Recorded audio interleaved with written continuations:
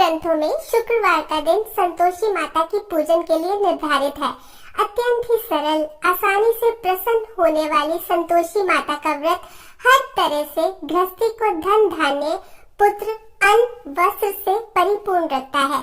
माँ अपने भक्तों को हर कष्ट से बचाती है। आइए सुनते हैं शुक्रवार व्रत कथा।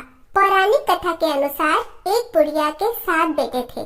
6 बेटे कमाते थे और 7वां बेटा नहीं कमाता था। बूढ़ी माँ कमाने वाले बेटे के लिए भोजन बनाकर उन्हें खिलाती और बची हुई जूठन 7वें बेटे को दे दिया करती थी। बेटे को यह बात पता नहीं थी। उसकी पत्नी ने जब उसे ये बात बताई तो उसे विश्वास नहीं हुआ। छुपकर देखा तो उसे पता चला कि ये सच था। उसे बड़ा दुख हुआ।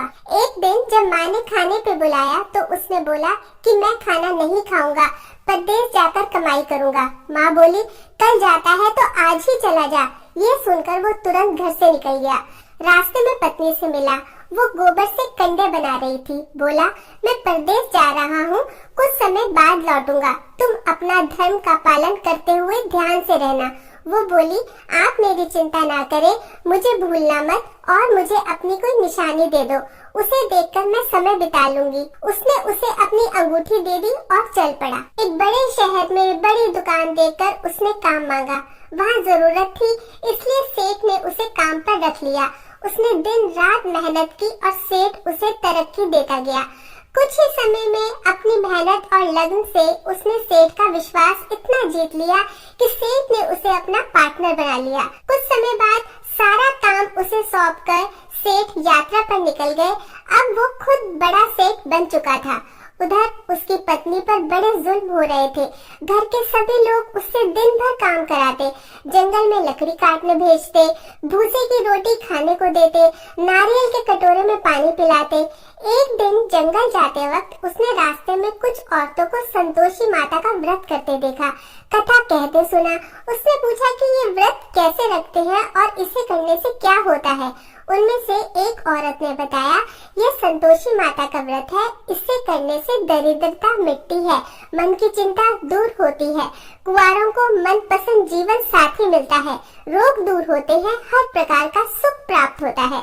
इसे करने के लिए अपनी सुविधा और शक्ति के अनुसार गुड़ चना खरीद लेना, हर शुक्रवार व्रत करना और कथा कहना या सुनना। जब तक कार्य सिद्ध नहीं हो जाता, बिना क्रम तोड़े व्रत करना। कथा सुनने वाला कोई न मिले तो दीपक को सामने रखकर कथा कहना। कार्य सिद्ध होने पर उद्यापन करना। 8 लड़कों को भोजन कराना। लड़के परिवार के ही हो तो अच्छा, नहीं तो पड़ोस से भी बुला सकते हैं। भोजन करवाकर केला आदि फल देकर विदा करना, पर खट्टे फल नहीं देना। उस दिन घर में कोई खटाई न खाए। सारी विधि जानकर उसने गुड़ चना खरीद लिया। रास्ते में संतोषी माता के मंदिर में भोग लगाकर याचना करने लगी, माँ, मुझे व्रत के नियम कायदे तो पता नहीं, मैं शुक्रवार का व्रत निष्ठा से करूंगी, मेरा दुख दूर करना। एक शुक्रवार बीता, दूसरे शुक्रवार को पति का पत्र आया और तीसरे शुक्रवार पति के भेजे रुपए भी आ गए, परंतु सब घर वाले ताना मारने से नहीं चूकते। दुखी होकर माता के मंदिर में प्रार्थना करने लगी, माँ, मुझे पैसा नहीं चाहिए, मुझे अपने स्वामी के दर्शन करने हैं। माँ ने उसे आशीर्वाद देकर कहा, तेरा पति जल्दी आएगा। यह सुनकर वो बहुत खुश हुई। उधर प्रदेश में उसके पति के पास बिल्कुल समय नहीं था, दिन भर व्यस्त रहता था। माँ संतोषी ने उसको सपने में आकर बताया, उसकी पत्नी बहुत दुखी है, उसे उसके पास जाना चाहिए। उसे पत्नी की चिंता होने लगी। दुकान बेचकर पत्नी के लिए कपड़े, गहने और ढेर सारा पैसा लेकर रवाना हो गया। बहू जंगल से लकड़ी काटकर लौट रही थी, तब उसने धूल का गुबार उड़ते देखा।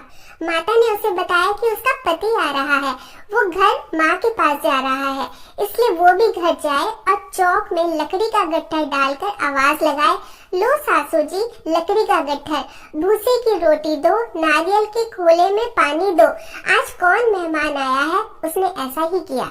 आवाज सुनकर उसका पति बाहर आया और अंगूठी देखकर व्याकुलता के साथ माँ से पूछा, ये कौन है। माँ बोली, ये तेरी बहू है।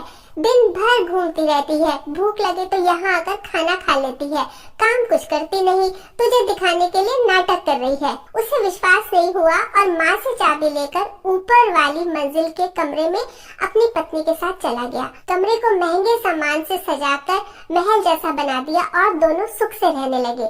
बहू ने अपने पति से कहा, मुझे माता का उद्यापन करना है। पति ने स्वीकृति दे दी और वो खुशी से माता के उद्यापन की तैयारी करने लगी। जेठानी के बच्चों को खाने का न्योता दिया। उनका उद्यापन बिगाड़ने के लिए जेठानी ने बच्चों से कहा कि तुम खटाई मांगना। बच्चों ने वैसा ही किया, पर उसने खटाई देने से मना कर दिया तो बच्चों ने पैसे मांगे तो उसने दे दिए। बच्चों ने खटाई खरीद के खा ली। माता क्रुद्ध हो गई। सिपाही आए और उसके पति को अपने साथ ले गए। जेठानी बोली, चोरी करके पैसे इकट्ठे किए हैं, इसलिए सिपाही पकड़कर ले गए। बहू रोती बिलखती माता के मंदिर में गई। माँ ने कहा, तुझसे भूल हुई है, यह उसी का परिणाम है। बहू क्षमा मांगकर बोली, मैं फिर से उद्यापन करूंगी और अब ऐसी भूल नहीं होगी। मेरे पति को वापस बुला लाओ। माता ने कहा, वो रास्ते में आता हुआ मिल जाएगा। उसका पति रास्ते में मिल गया। वो कहने लगा, इतना धन कमाया है ना, उसका टैक्स भरने गया था। सिपाही इसी कारण आए थे। बहू ने चैन की सांस ली। शुक्रवार आने पर फिर से उद्यापन की तैयारी कर ली। इस बार जेठानी के बच्चों को नहीं बुलाया। पंडित के बच्चों को बुलाकर प्रेम पूर्वक भोजन कराया और केले देकर विदा किया। माता बहुत प्रसन्न हुई। कुछ समय बाद उसे बहुत सुंदर पुत्र प्राप्त हुआ। पुत्र को लेकर वो रोजाना माता के मंदिर जाती थी। एक दिन माता ने सोचा, आज मैं इसके घर जाकर देखती हूँ। माता ने भयानक रूप अपनाया।